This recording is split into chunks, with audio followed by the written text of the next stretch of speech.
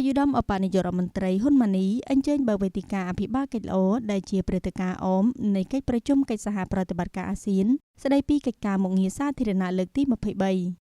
អាយុដំហ៊ុនម៉ាណីអបនាយករដ្ឋមន្ត្រីក្រសួងមុខងារសាធារណៈនាព្រឹកថ្ងៃទី4ខែសីហាឆ្នាំ2026នេះបានអញ្ជើញជាអធិបតីបើកវេទិកាអភិបាលកិច្ចល្អដែលជាព្រឹត្តិការណ៍អមនៃកិច្ចប្រជុំកិច្ចសហប្រតិបត្តិការអាស៊ានស្ដីពីកិច្ចការមុខងារសាធារណៈលើកទី23និងកិច្ចប្រជុំកិច្ចសហប្រតិបត្តិការអាស៊ានបូក3ស្ដីពីកិច្ចការមុខងារសាធារណៈលើកទី8នៅខេត្តសៀមរាបអាយុដំអបនាយករដ្ឋមន្ត្រីហ៊ុនម៉ាណីបានថ្លែងថាក្នុងចំណោមកម្មវិធីជាច្រើនដូចជាការងារថ្ងៃនេះមានលក្ខណៈពិសេសដែលជាសក្ខីភាពឆ្លុះបញ្ចាំងពីចក្ខុវិស័យរួមទាំងកិត្តគូជាប្រវត្តិសាស្ត្រនិងការបដិញ្ញាចិត្តរបស់ប្រទេសសមាជិកអាស៊ាននិងអាស៊ានបូក3ក្នុងការជំរុញការកែតម្រង់ពីការត្រូវការមុខងារសាធារណៈឲ្យកាន់តែមានភាពធន់បត់បែននវានុវត្តន៍និងបន្តផ្ដល់ផលប្រយោជន៍ដល់ប្រជាជនវេទិកានេះក៏ជាឱកាសសម្រាប់ពិគ្រោះយោបល់ការផ្លាស់ប្តូរបទពិសោធន៍នៅឧត្តមមានវត្តរវាងអ្នកអនុវត្តផ្ទាល់អ្នករៀបចំគោលនយោបាយអ្នកផ្ដល់សេវាសាធារណៈនិងអ្នកជំនួយបណ្ដាញសង្គមវេទិកានេះគឺជាកម្លាំងដែលស្មារតីសហប្រតិបត្តិការដ៏រឹងមាំរបស់យើងក្នុងវិស័យរដ្ឋបាលសាធារណៈត្រូវបានផ្សារភ្ជាប់គ្នាយ៉ាងជិតស្និទ្ធជាមួយការងារប្រចាំថ្ងៃដែលបម្រើឧត្តមប្រយោជន៍ដែលជាការឆ្លើយតបតម្រូវការរបស់ប្រជាជនអាយុដំអបនាយករដ្ឋមន្ត្រីមានប្រសាសន៍ថាការរៀបចំវេទិកានេះឡើងគឺមានភាពច្បាស់លាស់ទៅតាមពេលវេលាសមស្របទៅនឹងវប្បធម៌និងបច្ចុប្បន្នក្នុងគោលបំណងសំខាន់គឺជាការលើកកម្ពស់ការផ្តល់សេវាសាធារណៈឲ្យកាន់តែប្រសើរពលគឺមានសមត្ថភាពឆ្លើយតបតម្រូវការនិងបំណងប្រាថ្នាប្រជាជនអាយុដំបន្តថាកិច្ចការងារនេះក៏ផ្សារភ្ជាប់ទៅនឹងសសរស្តម្ភសហគមន៍សង្គមនិងវប្បធម៌អាស៊ានដែលបន្តយកប្រជាជនជាស្នូលក្នុងការកសាងសហគមន៍អាស៊ានដែលត្រូវបានពង្រឹងបន្ថែមទៀតតាមរយៈកិច្ចសហប្រតិបត្តិការអាស៊ានបូក3ដែលពង្រីកការផ្លាស់ប្តូរចំណេះដឹងបច្ចេកវិទ្យានិងឧត្តមមានវត្តនៅទូទាំងសកល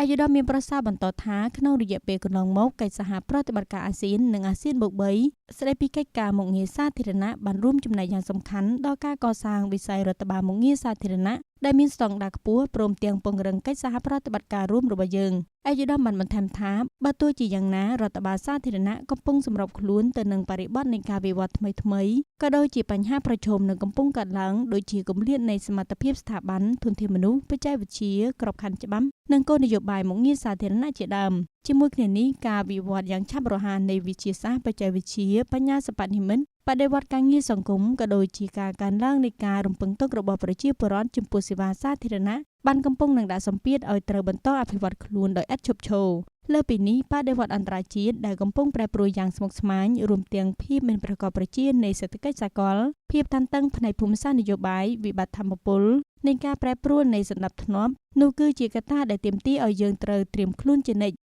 ក្នុងន័យនេះឯកឧត្តមបានលើកឡើងថាការពង្រឹងកិច្ចសហប្រតិបត្តិការត្រូវបំពេញនិងជំរុញគ្នាទៅវិញទៅមករវាងបណ្ដាប្រទេសសមាជិកអាស៊ាននិងអាស៊ានបូក3ដែលការងារនេះគឺពិតជាមិនអាចខ្វះបានហើយការងារនេះទាមទារឲ្យយើងប្រកាន់យកអភិក្រមសហគ្រិនសហគមន៍ដើម្បីចាប់យកឱកាសដោះស្រាយបញ្ហាប្រឈមនិងស្វែងរកដំណោះស្រាយដែលជារួមនិងចូលរួមចំណែកជំរុញការអភិវឌ្ឍវិស័យរដ្ឋបាលសេវាសាធារណៈឲ្យកាន់តែមានប្រសិទ្ធភាពគុណភាពនិងប្រកបដោយនវានុវត្តន៍អាយុដំថាដើម្បីប្រែក្លាយផែនការឲ្យក្លាយជាផលប្រយោជន៍ជាក់ស្ដែងសម្រាប់ប្រជាពលរដ្ឋយើងត្រូវមានការអភិវឌ្ឍពិតប្រាកដនិងប្រកបដោយប្រសិទ្ធភាពការអភិវឌ្ឍជាក់ស្ដែងតែងជួបប្រទះនឹងការលំបាកនិងការលះបង់ខ្ពស់ដែលនេះជាមូលបត់សំខាន់សម្រាប់ទ្រទ្រង់បទពិសោធន៍សូមបញ្ជាក់ថាវេទិកាអភិបាលកិច្ចល្អរៀបចំឡើងក្នុងគោលបំណងដើម្បីលើកកម្ពស់ប្រសិទ្ធភាពតម្លាភាពនិងនវានុវត្តន៍ក្នុងវិស័យមុខងារសាធារណៈក្នុងចំណោមប្រទេសជាសមាជិកអាស៊ាននិងប្រទេសដៃគូវេទិកានេះដើរតួជាយន្តការយុទ្ធសាស្ត្រក្នុងការបម្រើសេវាសាធារណៈឲ្យកាន់តែខិតជិត